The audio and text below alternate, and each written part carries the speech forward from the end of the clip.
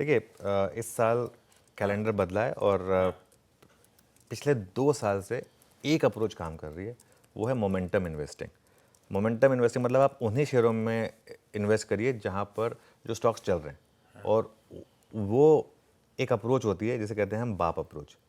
बाप अप्रोच काम कर रही है, जिसे कहते हैं वो बाप अप्रोच क्या होती है, बाय एट एनी प्राइस। वो पिछले 2 साल से काम कर रही थी, लेकिन पिछले एक क्वार्टर से देखिए आप, उसने वो चेंज हुआ है। उसमें कई एग्जाम्पल दे सकते हैं आप। ट्रेंट एक एग्जाम्पल है, ठीक है, और उसके अलावा इंडिगो एक और एग्जाम्पल था।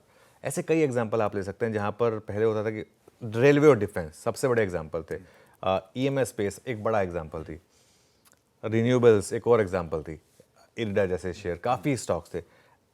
किसी भी प्राइस पर आपने बाय किया, वो काम नहीं कर रही है।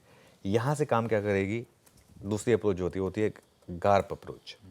वो क्या होती है, ग्रोथ एट राइट प्राइस। मतलब सबसे पहले तो आपको चुनना है वो कंपनियां जहां ग्रोथ है। सबसे पहला सिलेक्शन क्राइटेरिया आपका होगा ग्रोथ।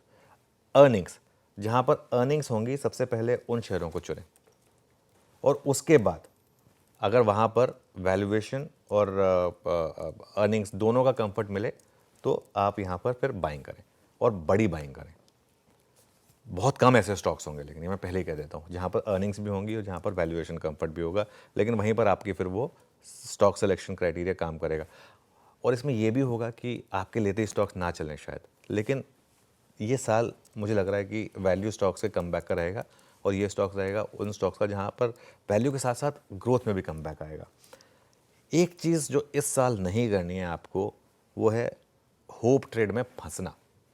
होप ट्रेड में फंसना, चाहे वो रिवाइवल स्टॉक्स की हो, चाहे वो एनसीएलटी वाले स्टॉक्स की हो, मैं नाम नहीं लूँगा, चाहे वो बैंकरप्ट होने जा रही कंपनियों की हो, वो सब अलग केसेस हैं।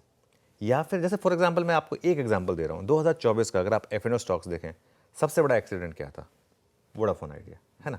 उसका आप एक बार एक साल का चार्ट रख दीजिए ज़रा वोडाफोन आइडिया का, और ऐसे शेयरों से दूर रहें, और ऐसे शेयरों में बिल्कुल एवरेजिंग ना करें, बिल्कुल भी एवरेजिंग ना करें, क्योंकि ये शेयर बने ही आपकी वेल्थ डिस्ट्रॉय करने के लिए। अब हो सकता है आगे जाके कभी रिवाइवल आ जाए, जब आएगा तब आएगा। आप होप में रह के ना अपना पैसा नहीं गंवा सकते।